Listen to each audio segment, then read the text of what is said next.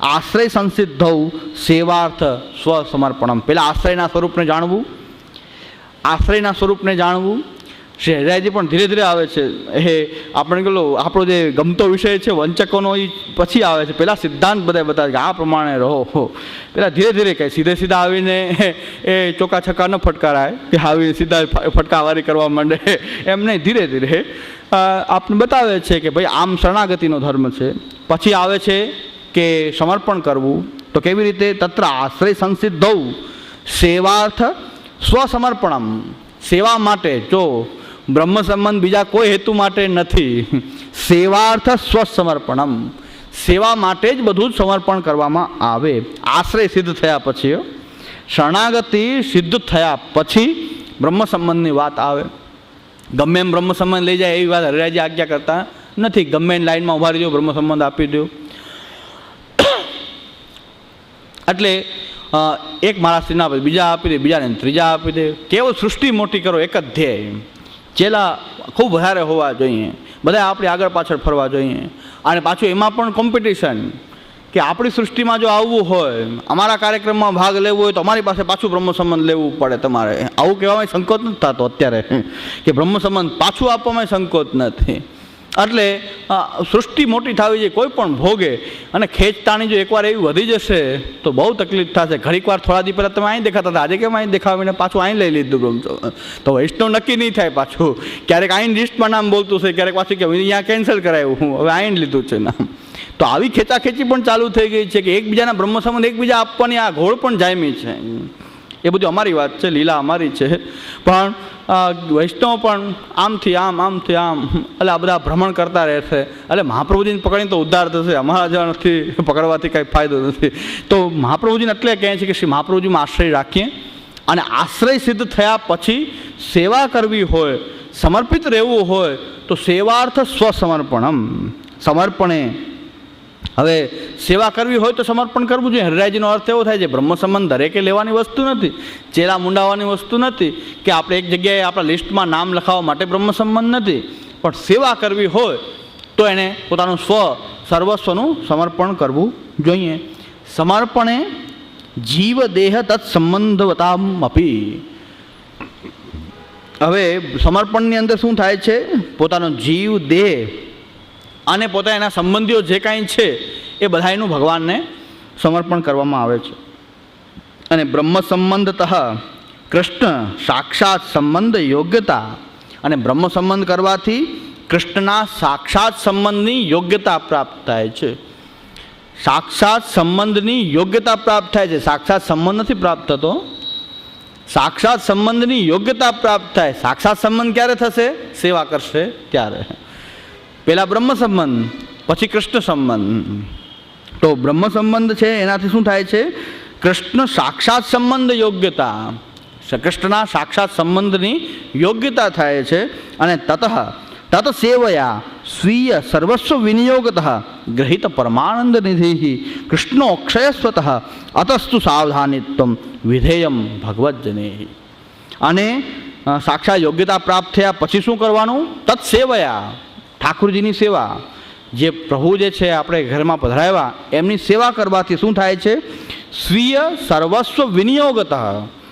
પહેલાં સમર્પણ કર્યું, નિવેદન કર્યું, અને જેનું તમે નિવેદન કર્યું છે એ સેવાની અંદર જ એમનો વિનિયોગ થાય, ત્યારે જ આપણું સમર્પણ સાર્થક થાય. જે પદાર્થો આપણે બ્રહ્મ સંબંધની અંદર આપણે કીધું કે દેહ, ઇન્દ્રિયો, પ્રાણ, અંતઃકરણ, એના ધર્મો, અને આ દેહ, ઇન્દ્રિય, પ્રાણ, અંતઃકરણ તેના ધર્મો, પછી ગ્રહ, વિત્ત, પુત્ર, આપ્ત, એ દાર, આ બધું જ જે છે, પત્ની કે પતિ, પુત્ર, આ બધું જ જે કાંઈ છે આલોક અને પરલોક સહિત બધું જ ભગવાનને આપણે સમર્પિત કર્યું.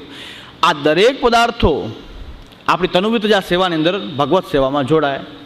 જે પદાર્થોનું આપણે એ સમર્પણ કર્યું, નિવેદન કર્યું, એ પદાર્થોને જ્યારે ભગવત સેવામાં એનો વિનિયોગ થાય, આપણા દેહનો વિનિયોગ થાય, ઇન્દ્રિયો, પ્રાણ, અંતઃકરણ, આપણા પરિવારના સભ્યો, એ બધા જ ભગવત સેવામાં જોડાય.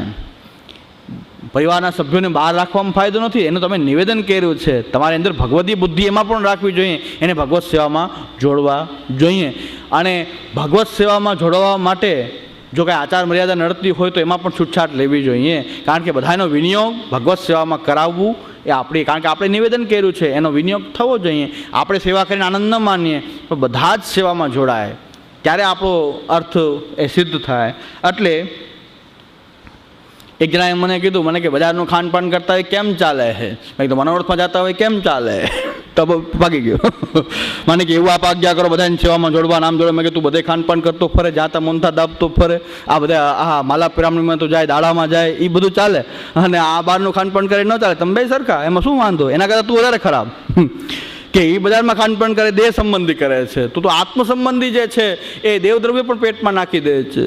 તો જ્યાં ઠાકોરજી નથી રોયગા અને ઠાકોરજી નામનું દ્રવ્ય છે એ પેટમાં નાખી દે, એ કેમ ચાલે? તો એ કે એ ભાઈ વાત જવા દો. એટલે મેં કીધું, એક જણા ખીજાઈ ગયા કે આપ બધું છૂટ આપો, નવડાવો સેવામાં, બધું કરાવો, સખડી કરાવો તો એ વાંધો નથી, આમ બધું કેમ ચાલે ગરબા ગોટાળા? મેં ગરબા ગોટાળા, તમારા ગરબા ગોટાળા કેમ ચાલે છે? તો આ ચાલે તો શું વાંધો? હવે ક્યાં અપરસ રહી છે? તો આ બધી વાત કરવી અપરસ છે જ નહીં. જો આટલું બધું ચાલતું હોય તો આમાં શું વાંધો છે? તો આનંદથી નવડાવો, સેવા કરાવો. એ બધા લેબલ ખોટા છે. તો આ બધી વાત છે કે પરિવારના સભ્યોને ખાલી આચાર મર્યાદાના નામે રોકવામાં આવતા હોય, પણ તમે ભગવાનમાં એનું સમર્પણ કર્યું છે એ કેમ ભૂલી જાઓ છો? તમે બ્રહ્મ સંબંધ વખતે ન બોલવું જોઈએ કે છોકરાઓનું નામ નહીં આવે, છોકરાઓમાં મારે સમર્પણ નથી કરવું કારણ ખાનપાન કરે છે. પણ તે નિવેદન કર્યું એને બ્રહ્મ સંબંધથી આ કાળના દોષો, દેશોથ દોલો, આ દોષો નિવૃત્ત થઈ જાય તો ખાનપાન તો સામાન્ય વસ્તુ છે. કાળના દોષો, કલિકાલના દોષ નિવૃત્ત થઈ જાય બ્રહ્મ સંબંધની અંદર. સહજાદેશ કાલોત્થા લોકવેદ નિરૂપિતા સંયોગદા સ્પર્શજાશ્ચ ન મંતવ્યા કથંચન. તો બધાય દોષો એટલા નિવૃત્ત થઈ જાય, મહાન એટલા મોટા દોષો. આ તો ક્ષુદ્ર બાબતો છે. અને આપણે કાંઈ એવું પાલન કરતા હોય તો સાચી વાત છે, આચાર મર્યાદા હોય તો આપણે આવું કહેતા હોય તો આપણને એમ માન થાય કે નહીં, તમારી મર્યાદા બરાબર છે, તમે એને સકડી અનસકડીમાં સ્પર્શ ના કરવા દો, બાકી બધે કરાવો. પણ આચાર મર્યાદા તો છે નહીં, મનોરથમાં કોઈ વિવેક છે નહીં, ગમે આ ખાવામાં વિવેક છે નહીં, એ ઠાકોરજી નામનું દ્રવ્ય ખાવામાં વિવેક છે નહીં, પુષ્ટિ માર્ગથી વિરોધી પ્રવૃત્તિ કરવામાં કંઈ છોવાતા નથી. તો પછી આમાં શું છોવાય? હવે કાંઈ ન છોવાય, હવે બધું ચાલે. કારણ કે હવે કાંઈ રહ્યું જ નથી તો બધું જ ચાલે. તો હવે કાંઈ રહ્યું નથી તો પછી આટલું શું કામ બાકી રાખવું? તો છોકરાઓનું ખાનપાન દેખાય છે, આપણું ખાનપાન નથી દેખાતું, તો આવો અન્યાય ન ચાલે. એટલે એ પ્રકારની વાત છે કે જો સ્વીય સર્વસ્વ વિનિયોગ કરો સેવાની અંદર, સ્વીય સર્વસ્વ વિનિયોગ એ જો કરવામાં આવે તો પછી શું થાય છે? ગ્રહિત પરમાનંદ નિધિ કૃષ્ણો અક્ષય સ્વતઃ. અને જો આ રીતે સર્વ વિનિયોગપૂર્વક જો ભગવત સેવા કરો તો તમે શું પ્રાપ્ત કર્યું છે? પરમાનંદ નિધિ. નિધિ એટલે ખજાનો થાય, નિધિ એટલે સાગર થાય, ભંડાર થાય. તો પરમાનંદની નિધિ, પરમાનંદનો ખજાનો એ પ્રાપ્ત થઈ ગયો છે. આ કૃષ્ણ પધાર્યો આપણા ઘરની અંદર. તો કૃષ્ણો અક્ષય સ્વતઃ. અને પાછો કૃષ્ણ જે છે આ નિધિ કેવો છે કે વાપરવો ગમે એટલો એ વાપરવામાં આવે પણ એ અક્ષય છે, ક્યારેક ક્ષય જ ન થાય એવો પરમાનંદનો સાગર તમારા ઘરની અંદર તમે પધરાવ્યો છે. અને તમે સ્વીય સર્વસ્વનો તમે એને વિનિયોગ કરાવ્યો છે એની સેવાની અંદર. આનંદથી ભગવદીયતાથી આપણે ઘરમાં રહીએ અતસ્તુ.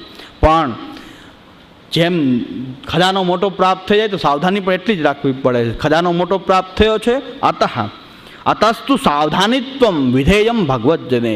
પણ ભગવતજનોએ સાવધાની પણ એટલી આ નિધિની રાખવી જોઈએ. આપણા પ્રભુ જે છે શહેરાજી શિક્ષાપત્રમાં પણ આજ્ઞા કરે છે, યોગી નામ પારદો યથા, કે યોગી જે છે એ પારદ જે છે એટલે કે પારો જે છે એને પોતાના હાથમાં સ્થિર કરે.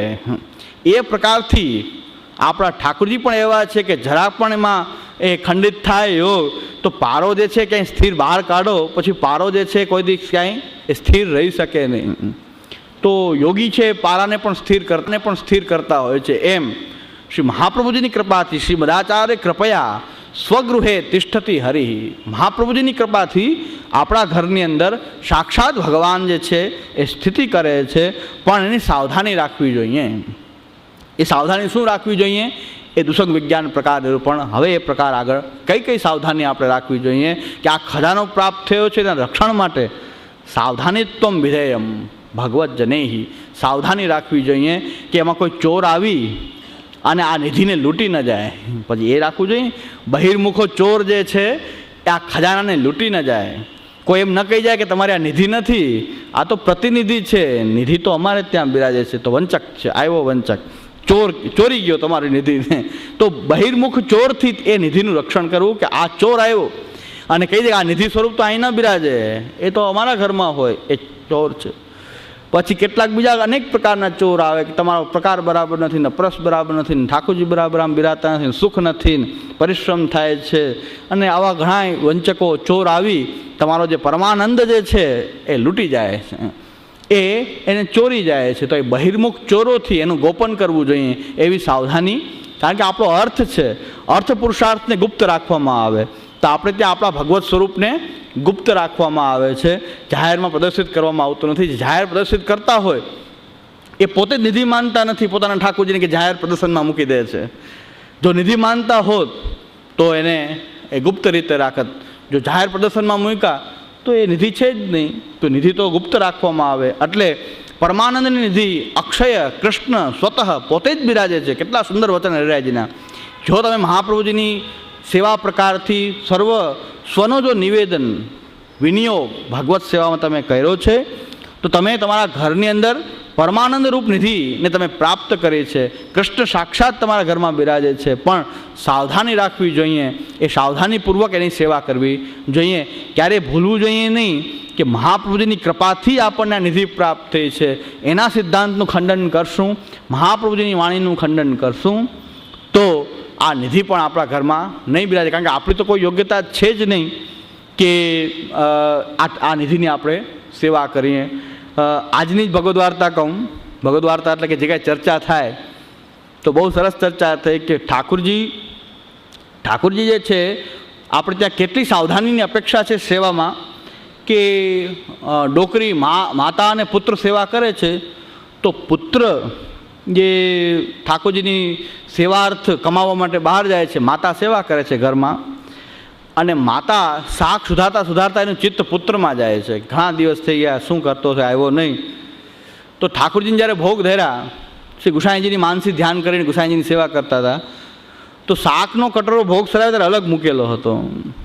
તો એ ડોકરીએ વિનંતી કરી કે આ શાક કેમ આ અલગ આપે ધર્યું?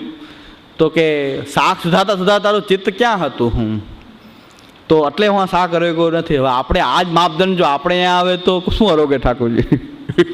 ઠાકોરજી અરોગવા જેવામાં રહ્યું શું કે જરાક ચિત્ત સુધારતા ચિત્ત પુત્રમાં ગયું. તો ઠાકોરજી કીધું આજે હું આ શાક અરોગ્યો નથી, તો આ કટોરો અલગ કરી દીધો કે આ શાક હું અરોગ્યો નથી. પણ એ કોના માટે કે એમનું ચિત્ત ક્યારેય બહાર જતું જ નહીં હોય. એ જરાક ગયું તો પણ ઠાકોરજીને ન ગયું. આપણું તો જરાક આવ્યું હોય ઠાકોરજી રાજી થઈ જાય કે આજે તો આવ્યું.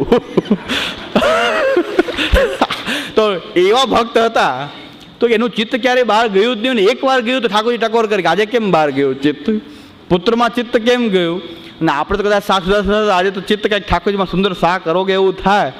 ઠાકોરજી કે આજે તો બહુ આનંદ આવ્યો કે આજ તો ચિત્ત આવ્યું તો ખરું, આટલા કટોરીમાં લાગ્યું તો ખરું, આખી સામગ્રીમાં ન લાગ્યું તો શાક સુધારતા તો લાગ્યું. બસ ઠાકોરજી આપણામાં એ જોવે છે. ત્યાં ભગવદીઓમાં આવું જોતા હોય કે જરાય ચિત્ત બહાર ગયું આપણને ઊંચી અવસ્થાની વાત છે, કેમ જાતું જ નહીં હોય એટલે ઠાકોરજીને આવું ધોકો થયો કે આ કેમ ચિત્તામાં ગયું. અને આપણું તો એવું છે કે ચિત્ત ઠાકોરજીમાં આવ્યું જ નથી.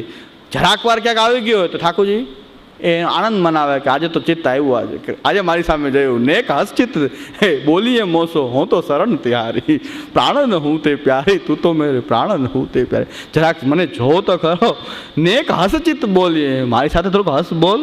વાં તો બહુ ખિલખિલાટ કરતો હોય છે, બધા ભેગા થાય તારા ભક્તો, અને ત્યારે તો ખિલખિલાટ હાસ્ય કરતો હોય છે. મારી સામે તો હસ, મારી સાથે કેમ મોઢું ચડાવીને ફરે છે. ને એક હસચિત્ત બોલીએ મોસો હું તો શરણ તિહારી. એટલે થોડીક વાર તો મારામાં ધ્યાન આપો. હું અહીં ઘરમાં છું, ક્યાંક એવું તો લાગે કે હું અહીં બિરાજું છું. અક્ષય એ ગ્રહિત પરમાનંદ નિધિ, અક્ષય કૃષ્ણો અક્ષય સ્વતઃ, સાક્ષાત કૃષ્ણ બિરાજે છે, ભગવાન મળી ગયો છે. પછી તોય આપણે બહાર એ ફાફા મારતા હોઈએ છીએ.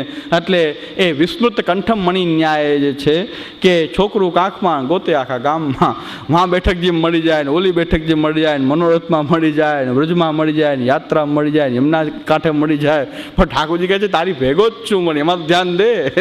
તો અહીંયા જ બધું છે, યમુનાજી ગિરિરાજજી બધું અહીંયા છે, ક્યાંય જવાની જરૂર નથી. પણ નેક હસ્તી તો બોલીએ હું તો શરણ નથી હારે. આપણા પ્રભુ એવા કૃપાળુ છે કે એની સમૂહ દ્રષ્ટિ નથી કરતા, અને જવું પડે તો ક્લેશ થાય. નાહવું પડે તો જાણે શું આજ પહાડ તૂટ્યો કે આજ સવાર સાંજે અપરસમાં રહેવું પડે, તો એમાં પણ ક્લેશરૂપ થાય. તો પરમાનંદ તો લાગ્યો નથી, તો એમાં લાગી જાય આપણા બધું જ કાર્ય સિદ્ધ થઈ જાય, નિરોધ સિદ્ધ થઈ જાય અને ભક્તિનું પરમ ફલ પ્રાપ્ત થઈ જાય. એક જ જે આપણા ઘરમાં બિરાજે છે એની અંદર આપણે અક્ષય એ કૃષ્ણ અને પરમાનંદ નિધિ છે, બસ એ દ્રષ્ટિથી આપણે એને એકવાર જોઈએ અને એ દ્રષ્ટિ જો આપણી કેળવાઈ ગઈ, આપણું સર્વસ્વ જો આપણો ઠાકોરજી બની ગયો, પછી આપણને એમ લાગશે કૃતાર્થોમ કૃતાર્થોમ કૃતાર્થોમ ન સંશય પ્રભુ નંદ કુમારો મેં સ્વામીની બ્રસભાનુજા કૃતાર્થોહમ કૃતાર્થોહમ કૃતાર્થોમ ન સંશયા. તો એમ કહે છે હવે હું કૃતાર્થ થઈ ગયો કે આવા પ્રભુ આપણે ઘરે બિરાજતા હોય, એની શરણાગતિમાં હોઈએ, એને સમર્પિત હોઈએ, હવે શું બાકી રહ્યું? કૃતાર્થ થઈ ગયો. હરિરાયજી તો કહે છે 3 વાર આજ્ઞા કરે કૃતાર્થોહમ કૃતાર્થોહમ કૃતાર્થોહમ ન સંશયા. તો આપણને પણ એવું પ્રગટ થાય કે હું કૃતાર્થ થઈ ગયો. જો આવા પ્રભુ જો અમારી પર બિરાજતા હોય, ઘરમાં બિરાજતા હોય, ઝાંપીજીમાં લઈને બહાર જઈને સાથે રાખી શકતો હું, પ્રવાસમાં પણ સાથે હોય, ઝાંપીજીમાં બિરાજતો હોય અને ક્યાંય વ્યવસ્થા ન હોય તો ઝાંપીજીમાં પણ સેવા થાય તો પણ ઠાકોરજી સ્વીકાર કરી લેતો હોય, સાથે ને સાથો રહેતો હોય. એ કુમનદાસ પ્રભુ ગોવર્ધનધર ડોલત પાછે લાગે, પાછળ પાછળ એ પ્રભુ બધું ભૂલી જાય અને ડોલત પાછે લાગે. એ આપણો ઠાકોરજી બીજા નહીં. જે આપણા ઘરમાં બિરાજે છે એ આપણી પાછળ પાછળ ફરે, પણ આપણું ધ્યાન એના તરફ જતું નથી. જ્યારે એના તરફ ધ્યાન જશે ત્યારે આપણે કૃતાર્થ થઈ જશું. કૃતાર્થોહમ કૃતાર્થોહમ કૃતાર્થોહમ ન સંશય. જ્યાં સુધી એમાં ધ્યાન નથી ત્યાં સુધી આપણું એ પુષ્ટિ જીવન પણ આપણું વેડફાઈ રહ્યું છે. એટલે આ દુસંગ વિજ્ઞાન પ્રકાર નિરૂપણના 10 શ્લોકોની અંદર કે ઠાકોરજીને ઘરમાં પધરાવીએ, એની સેવા કરવા માટે બ્રહ્મ સંબંધ લઈએ, એની સેવાની અંદર સર્વસ્વનો વિનિયોગ કરીએ. બીજે ક્યાંય વિનિયોગ થવું નથી, બીજે ક્યાંય અંગીકાર થવું નથી, બીજે ક્યાંય પણ સમર્પણ કરવું નથી. સમર્પણ એક કૃષ્ણમાં થવું જોઈએ કે જે તારા ઘરમાં બિરાજે છે ત્યાં સમર્પિત થવું જોઈએ, એની સેવા કરવી જોઈએ, એમાં દેહેન્દ્રિય પ્રાણ અંતઃકરણનો ઉપયોગ કરવો જોઈએ. ત્યાં અંગીકાર થવાનું ત્યાં થતા નથી અને આપણે ગામમાં અંગીકાર કરીને ફરતા રહીએ છીએ. એટલે એ સમર્પિત જ્યાં થવું જોઈએ ત્યાં આપણે સમર્પિત થતા નથી. અસમર્પિત વસ્તુનામ તસ્માદ વર્જનમ આચરે. અને આ વિષય વાસનાના અખાડાને આપણે સમર્પણ કહીએ છીએ. આ પ્રકારની જે આપણી રીતભાતો જે છે એ આપણે બદલાવીએ અને કૃષ્ણમાં દૃષ્ટિ કરીએ, એનામાં ચિત્તને પરોવીએ, એમાં સર્વસ્વનો વિનિયોગ એની સેવામાં કરીએ. એને આપણાથી જે બને એ એની સેવા માટે આપણું જીવન પણ એ એની સેવા માટે છે. એ આપણો સ્વામી છે. આપ સ્વામી સદા હું દાસ રે નાતો નિભાવ રે. એ આપણા ઘરમાં બિરાજતો પૂર્ણ પુરુષોત્તમ ગોવર્ધન ધરણ પરમાનંદ નિધિ એ શહેરાજી આજ્ઞા કરે છે કે આવી નિધિ પ્રાપ્ત થઈ ગઈ છે, તમે ગૃહિત પરમાનંદ નિધિ છો, પણ તમને હજી આ નિધિની પહેચાન નથી, ક્યાં નિધિને તમે સેવો છો. તો એકવાર એમાં દૃષ્ટિ થશે, આપણા બધાનું, મારું તમારું બધાનું કલ્યાણ થઈ જશે. આપણે એને નિહારીએ એવી દૃષ્ટિથી કે મારું આ સર્વસ્વ છે, આ સર્વસ્વ અર્થરૂપ છે. આ મહાપ્રભુજીનો દૃષ્ટિકોણ છે. મૂર્તિ કે મૂર્તિ પૂજા કે ઉપાસના અન્ય માર્ગમાં પણ હશે, પણ મહાપ્રભુજી આજ્ઞા કરે છે કે આપણા ઘરમાં બિરાજતા ઠાકોરજી એ મૂર્તિમાં સ્વયં પ્રગટેલો હરિ જ છે. મૂર્તિ નથી પણ એમાં પ્રગટેલો હરિ છે. સાક્ષાત ભગવાન ઉદ્ધારક રૂપે એ પુરુષોત્તમ જ ત્યાં પ્રકટ થઈ ગયો છે. તો બસ એ પુરુષોત્તમ મળી ગયા, ભગવાન મળી ગયા, પછી કયો અર્થ બાકી રહે?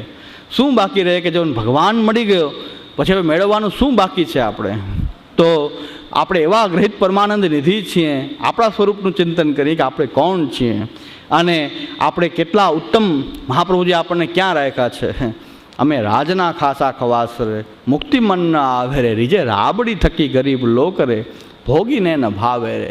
આ પરમાનંદ નિધિ સાથે રહેવા મળતું હોય પછી એના 3 દિવસની વાસી રોટલી એના ઠાકોરજીની ભોગ ધરેલી હોય એમાં જે પરમાનંદની પ્રાપ્તિ થાય એ રીજે રાબડી થકી ગરીબ લોક રે, એ ભોગીને ન ભાવે રે. પોતાના ઠાકોરજીને ધરેલું શાક રોટી, રૂખી રોટી પણ ઠાકોરજીને પોતાના ઠાકોરજીની ભોગ ધરેલી જે છે એમાં જે આનંદ આવે છે સમર્પણનો, એમાં જે આનંદ આવે છે પ્રસાદનો, એમાં પાતર ભરી ભરીને લેવામાં આવતો નથી. તો આ જે છે પાતર ભરી ભરીને સારી સારી સામગ્રીઓ લેવડાવવામાં આવે, પણ એ તો રીજે રાબડી થકી ગરીબ લોક રે. એ તો આ ગરીબ લોકો બિચારા ખાધા કરે, પણ ભોગીને ન ભાવે રે, અમે રાજના ખાસા ખવાસ રે. આ આપણા ઠાકોરજીને ભોગ ધરેલી વસ્તુ મહાપ્રસાદ જો લેતા હોઈએ, એને બીજે મળતો આવો પાતર ભરી ભરીને જે લેવડાવવાનો હોય એમાં દૃષ્ટિ પણ ન થાય તો બિચારા એ રીજે રાબડી થકી ગરીબ લોક રે. એ ગરીબ લોકો બિચારા ખાધા કરે, ફર્યા કરે, કાંઈ જોયું ન હોય એટલે. પણ જેને આ સ્વાદ ચાખ્યો છે, ભગવાનના પ્રસાદ લેવાનો એ સ્વાદ ચાખ્યો છે. ઉચ્છિષ્ટ ભોજીનો દાસાસ તન માયામ જયે મહી. એ ભગવાનને ભોગ ધરેલો પ્રસાદ લઈ અમે આપની માયાને પણ તરી ગયા છીએ. એવો ભગવત પ્રસાદ આપણને ઘરમાં આપણા ઠાકોરજીનો સમર્પિત મહાપ્રસાદ મળતો હોય, એ ભોગની સામે એ બહારથી મળતા પ્રસાદની ટોકરીઓ, 56 ભોગની ટોકરી, કોનવારાની ટોકરીઓ, બ્રજયાત્રાની ટોકરીઓ અને આ મનોરથોમાં લેવાતો પ્રસાદ, આ બધું આ ભોગીને ન ભાવે રે. એ ભોગીઓને ન ભાવે કે જેને આ પરમાનંદ નિધિરૂપ ઠાકોરજીનો અધરામૃત જેને લીધું હોય એને આ મનમાં પણ ન આવે. તો આપણે એવા બનીએ, એવી પરમાનંદ નિધિની પ્રાપ્તિ કરનારા આપણે છીએ. એવું સૌભાગ્ય શ્રી વલ્લભે આપ્યું છે. તો વલ્લભના માર્ગને આપણે અનુસરણ કરીએ અને એનાથી વિરુદ્ધ જે આપણને દુસંગ લગાડે છે એનાથી બચવા માટે દુસંગ વિજ્ઞાન નિરૂપણનો પણ સ્વાધ્યાય અને પાઠ કરીએ. આગળ આવતા 10 શ્લોક આપણે કાલે જોશું. એટલે 4 દિવસમાં આપણે 41 શ્લોકોનો સ્વાધ્યાય કરવાનો છે. પણ